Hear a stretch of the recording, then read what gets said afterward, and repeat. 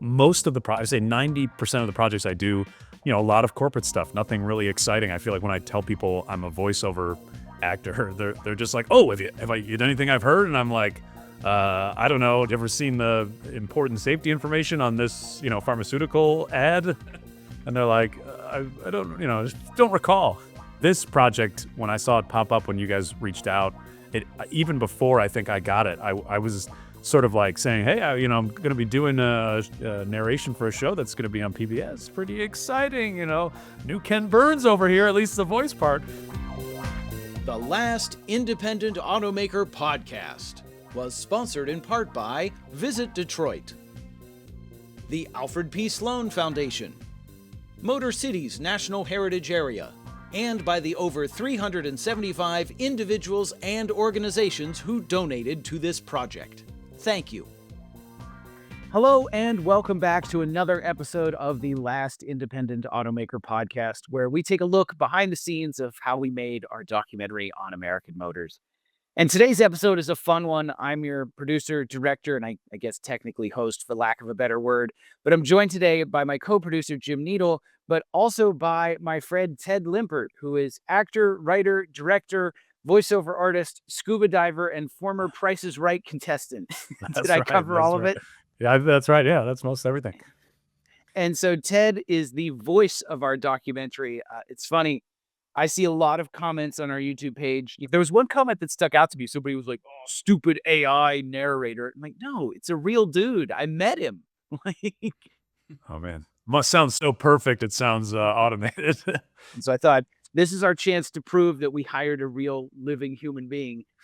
Because I have to say, I thought you were fantastic to work with, Ted, and I loved how the documentary turned out. So thanks for joining us. Oh, yeah. No, thank you. And ditto, it was great working with you guys. I mean, it was a blast. It was such a fun project. Jim and I have a funny story to tell of how we met you because, Jim has much more experience working with voiceover artists than me. As a YouTuber, I would just narrate my own stuff. And so when Jim and I were working on this project, we submitted a rough cut of the first episode to our distributors at Maryland Public Television. And, they gave little feedback about, oh, change this, change that, whatever. And one of the comments said, "You are going to hire a professional voiceover guy, right?" Oh, when I got that comment, I was like, Yeah. okay, I guess that's kind of a passive aggressive way of saying, please don't narrate your own documentary. And to be fair to you, though, you also worked with these people. So they knew you, they knew like your inflection, just like there's kind of a thing about that as far as whenever the familiarity that people want something different, and so Yeah. and we talked a lot about whether or not Joe should do the voiceover or not, and I was mostly for it at that time. I think it was just like he needed to be directed, and because I can hear it, I could hear that like his voice is in there, he cares about his passions in there, so like it made sense. But I don't know, but at the same time, I think for Joe, I know that he's worked with voiceover talent before, but I mean and we'll get into it, but he really worked with you. So, so like, I think that experience we spent a lot of time. Yeah. No, I mean, and I remember when you first reached out to me and I looked at your YouTube channel and everything, and I noticed that you narrated all your own stuff. And I was just like, oh, I wonder what this is about. Why do they want me? But yeah, I'm glad it worked out that way. I agree. It's probably like being too close to a project for you, and need to do hard to self-direct, which is something I always find. But yeah. I'm so glad it worked out this way. Yeah. So with that feedback, I didn't take it too personally, and Jim and I talked about it, and but I was very busy working on the project at the time, so I kind of said, okay, Jim, can you find us some people and audition them, and then we'll narrow it down. But I was like, I have no idea how to find voiceover artists. Like I said, any work that I had done, the artist was already chosen. So I had never gone shopping for one. But Jim kind of took it from there. Ted knows all of this. I mean, nowadays with the amount of voiceover talent that there is to choose from, it's a highly competitive world out there to begin with. For the most part, you have to choose the vendor that you work with in order to promote yourself, So like we'll go to one of these vendors' websites, we'll upload casting, and then we'll have 100 people that audition for us. And Oh, it almost feels terrible because you can only pick one of them. You can't communicate with any of these 100 people really until you hire them. So like there are pros and cons of that method, but because that method of kind of casting for voiceovers, you don't really get to talk to somebody, you don't get to know them. For us, we have stipulations as far as where this is going to air, how it's going to air, um, and just what the future of the project looks like. We wanted something more personal. We wanted a personal relationship. We wanted something more personal than just sending out an audition request on a website and getting hundreds of requests. And then also, a lot of those audition websites, there's added fees to use the service. Sure. And then, it's a kind of a headache. So I thought what Jim did next was very clever and also very Jim of him. So I was like, how do you just search voiceover talent in Google and like target who you're really looking for? Because again, you're just going to get a wide swath of very talented people, but you can't just reach out to all of them. So I was like, all right, so I think I'm just going to search for voiceover talent and then put a name at the end. And so I went voiceover talent, Bob. So I got all of the best Bobs in the world showing up on my like list of like Google feed and be like, okay, well I can pick which Bob I want to work with or potentially see what they have. And so it just went through names, and then of course Right. like And you looked like Mike and like John. And so Joe, one of Joe's very first projects coming out of college or just before the end of college, was a short film that a man that who went to the same college as both of us, he actually funded it, and he was a little bit of a mentor to Joe. Well, his name was Ted, and so I was like, well, I've got to look up a Ted. And so you came up. I don't know if just you were the Googled it. only Ted. I think maybe I should have looked this morning to see if you were the only Ted, but you came up, and that's how we found you. And I think from that process for me, I probably reached out to 10 different people for auditions and to kind of have communications with. And casting voiceover talent is kind of a fun thing, and there's many different ways to do it. Yeah. No, it's crazy to me because I'm kind of like neurotic about my website, and like I've done all this research throughout my life about SEO and like using the right keywords. And you find me by searching my name, which is wild to me. And I'm also not the only Ted online. I'm not sure if there's other Teds that do voiceover, but my dad has a website because he's a politician. So I find that whenever I'm like doing my SEO and searching for my name, my dad always pops up like above me in the search results. I don't, it just all it's crazy that that's how it worked out. I'm so glad. It's just so funny having like maybe like 20 or more years working on my website, trying to really refine that search engine optimization. And little do I know that it's just somebody literally Googled your name. yeah. You get like a survey after using some service, and they're like, "How did you hear about us?" I feel like I want to put that out, but it's just funny because with this, just how did you hear about me? Oh, I just thought up the name Ted, as a friend we had before, and now it's a new friend.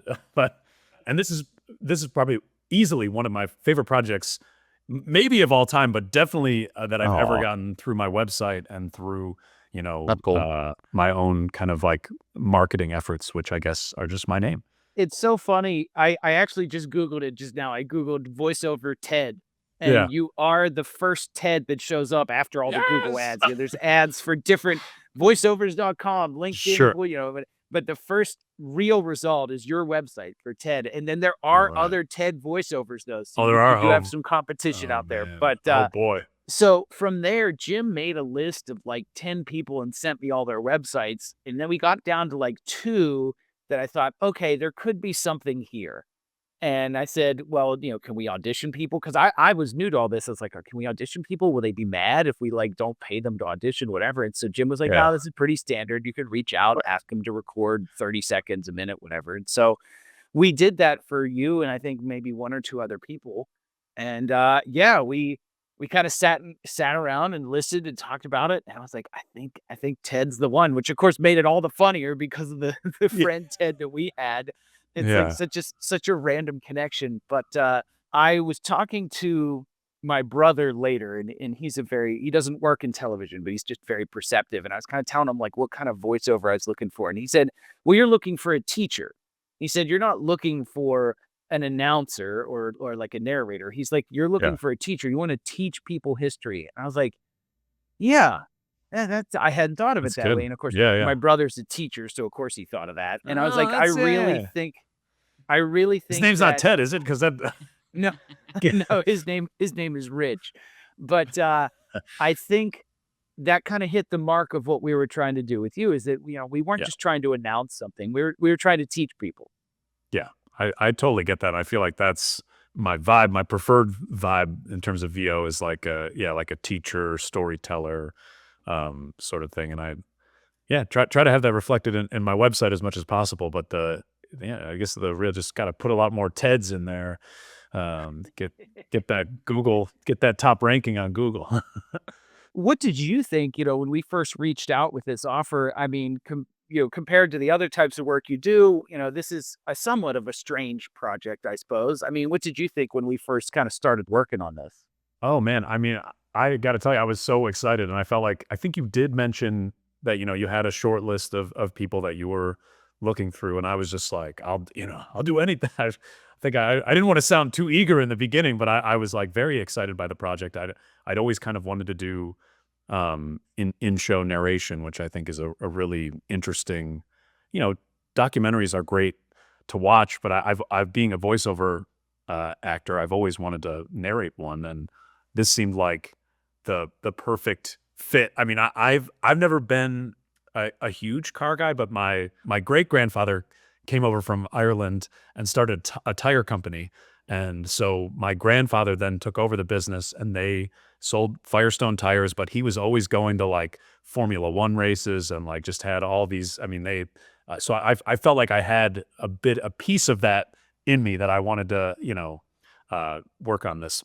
But anyway, I remember, just being like, oh, I'll literally do anything to do this project. I've been, I've done a lot of like fun stuff, but I was just coming off of a lot of like pharmaceutical work, which is great to pay the bills. And thank you, pharma, for all you've done for me. But it's not necessarily the most exciting stuff. I think at the time we had talked about how I felt as though I was becoming the voice of prostate cancer, or prostate exams, and that's it's definitely something you could put on the resume. But to have like an in-show narration of a car show, like the history of like a very cool car company, was just like, I was like, oh man, that that would be Sure. amazing to be a part of. Yeah. But yeah, most of I say 90% of the projects I do, I don't get any live direction. Like I'm just kind of going through, doing reads, sending them off, getting feedback, and it's all a lot of corporate stuff. Nothing really exciting. I feel like when I tell people I'm a voiceover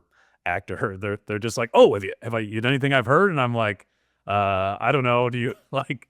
You ever seen the important safety information on this, pharmaceutical ad?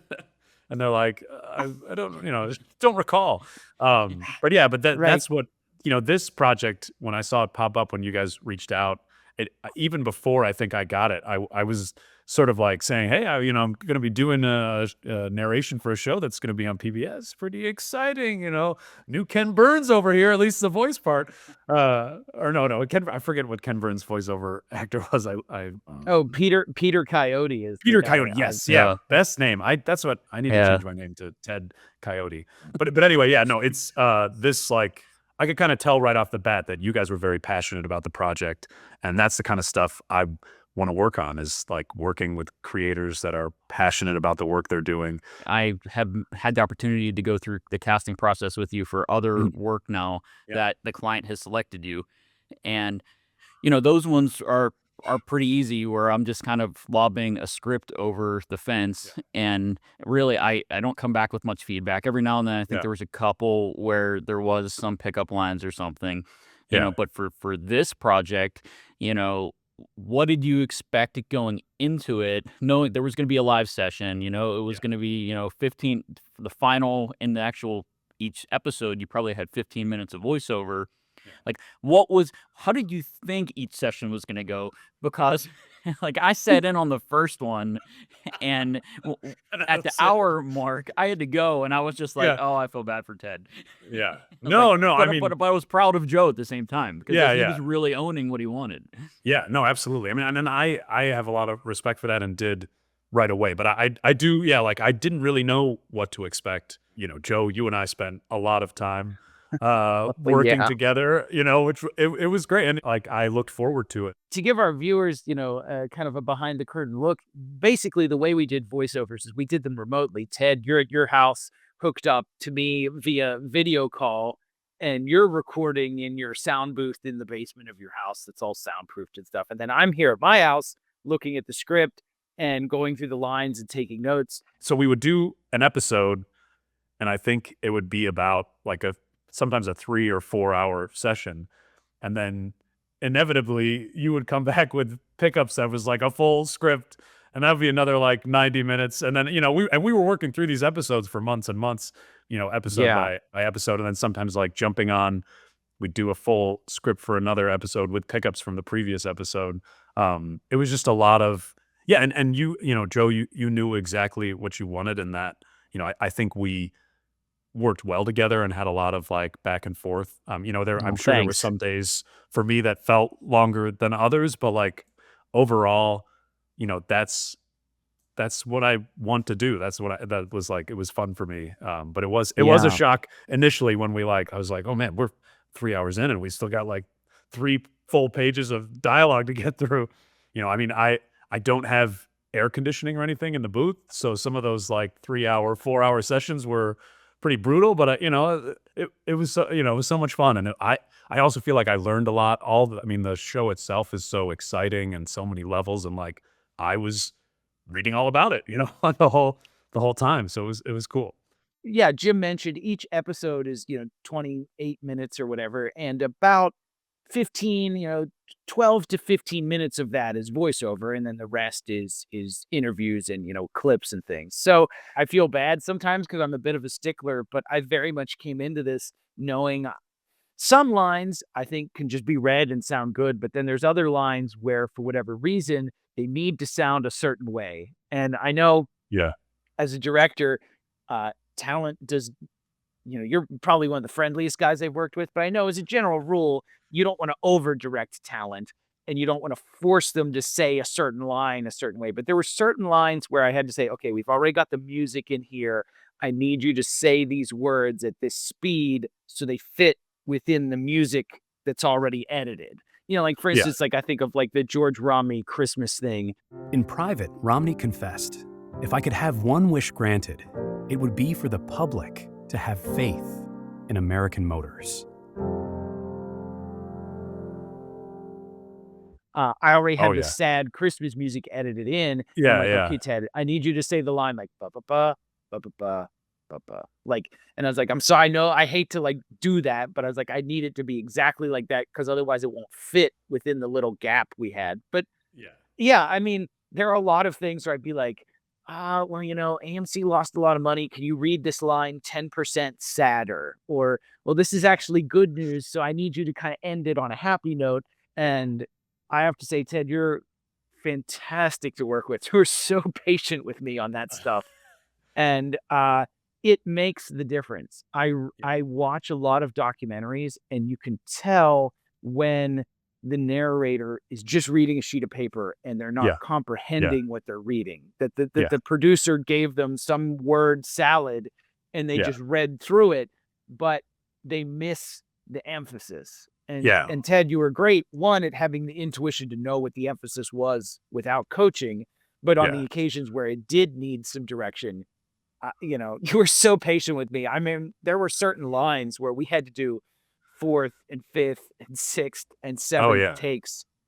Yeah. But it made the difference. It made the Oh difference yeah. for sure. Well, I think another part of it, and this is, I mean, it just speaks to that it was such an important project to you, and like you are the expert. It was such an interesting process because we would get caught up on a few lines, and then you would tell me all these different backstories and side stories that you would kind of explain to me that they lengthened the sessions, but like it was so interesting, and I think it helped me really get into that narration. And I do think, you had a very specific, like rhythm and emphasis. And, I think sometimes we hit those, and then other times like it just took a little work to get there. And Well, and I think one of our challenges was that all of our episodes were very tight time-wise. We well, were always that was another bumping thing. up. We Yeah. were always bumping up against the limit. So then I would Yeah. have to go back in and cut out words and cut out sentences. And Well, that was so the thing too. We would come back with the revision, or like a revised lines that we have to record, and it was just like you went through and like took out single words, and it's like in my mind initially, I think reading some of the things, I'm like, we already did this line. I was like, no, I cut the like so it was like little things to tighten stuff up, and you have to record them again, otherwise it's not going to sound good. I'm Right. sure Jim could edit those out and like stitch it together in a Frankenstein sort of way, but it's And we did. Yeah. it's part of And the not for process. you. Yeah, Yeah, we didn't do it for the you, but we interviews had to do that for probably. the interviews a Yeah, lot. yeah. Yeah, and Right. there's a couple where we didn't quite get away with it, but I mean, we Yeah. did because we did. But there was, Yeah. I was like, Yeah. Joe, that one's not great, and he's like, yeah, I Yeah. was like, that's just kind of the way it is, and Yeah. you know, It's worth one of the mentioning interest- we didn't do anything unethical as far as editing the interviews. We never Absolutely. had them say something yeah. they didn't say. It's No, just that people have a lot of ums and uhs, and Oh, yeah. they cough, and so we worked really hard to like, take out ums and uhs and coughs and pauses and stuff because we needed the time. Yeah. But I think, as far as the voiceover, I think inflection became very important because there is a subtext that the audience will pick up from the narrator's inflection that, okay, maybe we don't need an extra 4 words. Maybe it's just the way that we get Ted to say this sentence that they understand implicitly that this is bad news. Yeah. Like instead of saying, and more bad news, AMC's profits fell 45%. We cut out that more bad news and you just go, AMC's profits fell 45%. Like, and Yeah. the intonation tells the story. And you were so great at that. And I wanted to Right. ask, you mentioned backstory. Did that help when I would explain, like, oh, this guy is actually kind of a bad guy and he's going to, betray this person in the next episode? Like, did having yeah. that backstory help with the narration? No, I felt like I was I was like, taking a course on American Motors Company. Like it was great. It was super interesting, and it definitely helped too. I feel like the wildest thing for me was just not really having any direct knowledge of this before you guys. Like the drama and the chaos and like the highs and lows of this story are just kind of like for an actor, for a voice actor, like that's what you want to do. You want to have the sort of like the sad moments, the Christmas warmth, but then into like, they cut 100,000 jobs or something, Right. like the highs and lows were kind of, they were like, it was a very dramatic, interesting Yeah. story. Yeah. I think one of your best performances, one of my favorite pieces that we did together is the one where AMC laid off a bunch of people in like 1977, I think, because, Pacer sales had fallen. A bunch of people got laid off right around the holidays. And we had an interview with a guy who was talking about like how hard it was to like not be able to afford Christmas presents because he lost his job. Yeah. And the follow-up line is that like 2 months later, after laying off all these people, Roy Chapin, the CEO, got like a $20,000 raise. And the way you read that line, I remember telling you, I'm like, I need it to be a little bit bitter. Because Yeah, there's this yeah. irony that he's laying people off and then getting a raise.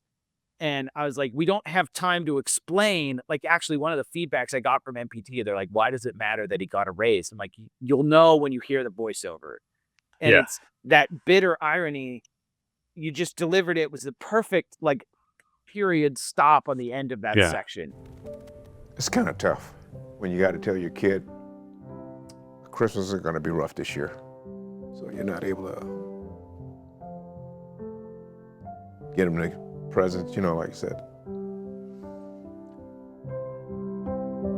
That winter, as sales continued to slide, Roy Chapin got a $20,000 raise. Because we didn't have the time to explain why that Yeah. was bad. But Yeah. your read of that line, there's no mystery to the viewer. I think that's a great example of what the difference between just reading the line or actually acting the line Yeah. does. No, I think that was another thing, the timing was very specific and important. And like only you knew that between the two of us. And so there was a lot of stuff that like, you know, even in the initial reading, like it was like, we have this set amount of time, this amount of it is voiceover. And with all the cuts and the music, like yeah. So why not? I mean, I think there are some talent that have a little more difficulty with different types of feedback, but for me, it's just part of the process. And I think it's like, it was also working with you, Joe, and I think we became fast friends like that. It was easy. It was easy to do. And it was like, I knew that I was getting on your ride and, I was like, I'm going to just, you're in the driver's seat and I'm going to do my best to keep up. I think it's funny, all three of us being people who work from home most of the time. Yeah. I really looked forward to our calls because it also counted as some of my social interaction during the week. Same. Yeah, exactly. I mean, that was, it's like another human being, Yeah. I think your cat would join us on a few sessions. Yeah, you'd hear my cat, and you're like, is Yeah. everything okay? Yeah. But no, it was a blast. It was. I remember, like I think it was a lot longer than I thought it would be initially. But like I knew that it was a project that I was like so passionate to work on, and again, like before having it, I would do anything to have it, and during it, I was like, I'll do whatever it takes to make this as best as it could be. Yeah. Well, thank you so much. And I want to ask, what did you think when you finally got to see the finished project? Because so much of this, you're reading lines over and over and over again, and you never get to see till it's done how it turns out. I mean, what are your thoughts on it? It was so interesting to watch. I don't love, because a lot of the corporate stuff I do, I never listen to. I record it, send it out, and if the client is happy, then I'm happy, whatever. But this was always so interesting. I think to do, and then later on, like, because you wouldn't finish the episodes till like we'd start, and then maybe like 3 or 4 months later, you'd be like, hey, it'd be forever. First cut. Yeah, because and I know there was a lot of behind the scenes going on, not voiceover wise. There's just so many parts to this thing. But yeah, finally watching it, like I very much enjoyed it. But again, like I mentioned him earlier, my grandfather, I'm so glad that he got a chance to watch it, and like it's he loved it. I mean, it's like it's a super cool thing to share that kind of stuff. Again, like not all the work I do I listen to or ever see again. And even some of the more interesting things, aren't that interesting to my family and friends. So this is like the first thing that like, it's like, it's a cool, interesting, roller coaster ride of a documentary. And it was so cool to share it with. Yeah. I don't think my whole family has seen it, because as much as I bother them to watch my things, they still don't. But yeah, definitely my grandfather, my dad, like it's cool to share it with them. They love it. That's cool. That's really cool to hear. I am so proud of what we've done, and I had and looking back, it was stressful, but I also had fun. Like I said, my voiceovers with you were one of the highlights, because it meant I was doing something with another human being instead of just staring at the screen. Same. But I want to give you a chance, Ted, to talk a little bit about your work, outside of just working on our project. Now, of course, if you don't want to talk about, prostate cancer and colonoscopies, we can talk about some of the fun things you've done. But first, I really have to ask, so you actually were on The Price is Right, right? Yes. Yeah. That was so back I guess maybe 8 years ago now. I just met my wife while I was living in Brooklyn. She was in Jersey City, and we moved in together, and then we were about to get married, and I was like, I want to move out to LA, to like try to become an actor. And so she came with me. We went out to LA. We were there for 5 or so years, and then like right in the middle of it, COVID hit, and that's kind of where I before that I was doing improv at the Groundlings. I was auditioning all around town for on-camera stuff. But then once COVID hit, I just kind of like almost fully transitioned to voiceover because the work picked up and it was just easier. But just so as COVID was kind of clearing up to the point where people could go back out and shows were coming back, and we decided, friends of ours who were huge Price is Right fans invited us out to see to go see the show. And so we went to, CBS Studios, and we like got in line. And I just remember thinking, it's like a 3-hour process before you get into the show, and they interview you. And like, there was so many weird situations that I was like, there's no way we're getting on the show. And the friends of ours were like confident they were getting on it. But then as soon as we walked into the prices right into the showroom, I looked up and I saw them kind of like looking at me, and I was like, oh no, it's they're gonna call me up, and they did. And so I came up. I was the first person to go up. I won the first, showcase, and then I went up and I played. I forget what game it was, high or low or something like that. I won that. There was a huge prize. It was a prize they explained before the show started, and they were like, "Because it's going to be hard to hear with all the people screaming." And I won that prize. It was a year paid rent, phone bill, and car bill. So it was like they just gave you a check for a year's worth of all that stuff. And Oh that's, man, I mean, I've never won anything before, let alone been on The Price is Right. So it that's was awesome. it was insane. It was very much like, and afterwards, I also got like 10 different screens that I won. Like one was like a 85-inch TV, and like I still have like an Apple Watch that I got. It was insane. my And then I gosh. remember that was probably my biggest thing that people have seen, and everybody's like, "Oh, they're showing reruns of The Price is Right." I saw, I saw Ted. yeah. So it's Now, funny did you though. get to spin the wheel? You got to spin the wheel and do all I that? spun the wheel. I won that. So I was in the showcase showdown at the end, and No I way. lost that. But honestly, thankfully so, because I remember it was, my prize was like a trip to Africa and 2 like tiny cars. But like after the show, you have to go pay the taxes on those prizes, like, or commit to paying them. And lucky for me, my biggest prize was a check. So I was just like, well, I can pay the taxes on that with the money they give me. So I was kind of happy not to win, because some people turn the prizes down once they go Wow, after the show. that's I wild. don't know what the percentage is, but it was Yeah. crazy to Right. go in the room afterwards and like, yeah, I don't. Missed that trip to Africa, but I got a lot of great prizes and had just a crazy experience, just like You can. on that. Oh, that's And then nuts. you've also written like series though, dramas or comedy series. And so Yeah. where could somebody see those? Okay, so well, that was mostly back when I was in Brooklyn, and I was in a sketch comedy group. We were called Chomp Chomp for a while, and then we we called Bort. Um, and one of my favorite things that I've ever made, this is probably 10 years ago now, but it was called Choose Your Own Migursky. It was basically came from an improv show we did years and years ago, where I just played like a kind of a goof cop.